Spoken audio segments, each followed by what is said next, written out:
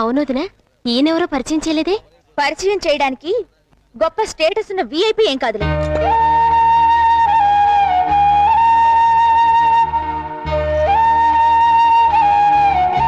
చిన్నబా, మిమ్మల్ని ఒక్క నిమిషం ఆగండి. దుర్గా, వాణి, ఒకసారి ఇలా రండి. కమ్మానేసే. ఏంటే స్వప్న, మీకు ముఖ్యమైన విఐపిని పరిచయం చేస్తానన్నాం కదా, ఈయనే భానుప్రసాద్ గారు, మా చిన్న బావ. నమస్కారం అండి. చూడ్డానికి చాలా సింపుల్ గా ఉన్నారని మామూలు మనిషి అనుకోకండి. మాటల్లో చెప్పలేని గొప్ప మనిషి.